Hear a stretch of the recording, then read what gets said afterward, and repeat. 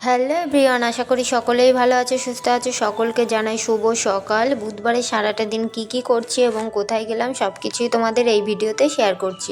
দেখো, সকাল সকাল বেরোবো 9টার দিকে, সেই কারণে সকাল সকাল স্নান করে পুজোটা দিয়ে নিলাম এবং তার জন্য ঘরটা ভালো করে মুছে নিলাম, ঠাকুর ঘর।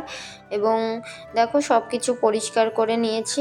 তারপরে ঘরটা মুছে নিয়ে গোপাল সোনাকে শয়ন থেকে তুলে নিলাম এবং তোলার পর দেখো গোপাল সোনাকে স্নান করিয়ে নেব। ভিডিওটি ভালো লাগলে অবশ্যই লাইক কমেন্ট শেয়ার করে চ্যানেলটিকে সাবস্ক্রাইব করে পাশে থেকো।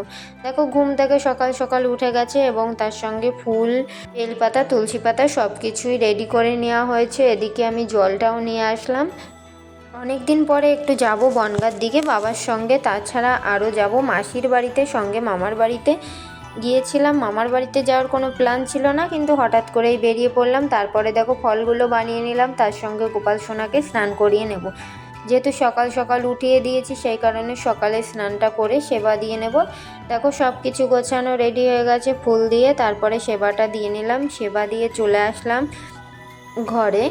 ঘরে এসে দেখো ভাতটা বেড়ে নিয়েছি, ভাতটা খেয়ে নিলাম। ভাতের মেনুতে ছিল লাউ চিংড়ি, তার সঙ্গে ছিল ইলিশ মাছ, এগুলো দিয়েই খাওয়া দাওয়া করে নেব। তারপরে দেখো ড্রেস পরার জন্য গুছিয়ে নিচ্ছি সব কিছু, তারপরে রেডি হয়ে নিলাম, কারণ বাবার সঙ্গে অনেক দিন পরে আবার বেরোবো, দুজনে যাব একটু দরকারে। তারপরে দেখো তোমাদের দাদাভাই আমাকে হেলেন চাতে দিয়ে আসলো এবং বাবা হেলেন চাতে আসবে। তোমরা কে কোথা থেকে এই ভিডিও দেখছো অবশ্যই কমেন্ট করে জানিও। দেখো তোমাদের দাদাভাই আমাকে হেলেন চা পৌঁছে দিয়ে আসলো।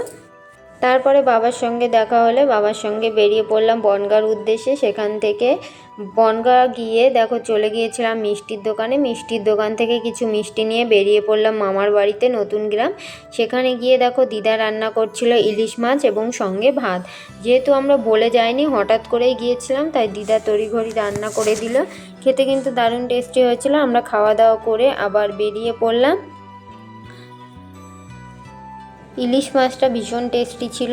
তারপরে দেখো কাজ মিটিয়ে চলে গেলাম আংরাইল মাসির বাড়ি। ছোটো মাসির বাড়িতে গিয়ে খাওয়া দাওয়া হয়েছিল কই মাছ ভাপা, তার সঙ্গে মাসির বাড়িতেও ছিল ইলিশ মাছ। তারপরে খাওয়া দাওয়া সেরে আবার বেরিয়ে পড়লাম, চলে আসলাম বনগাঁতে।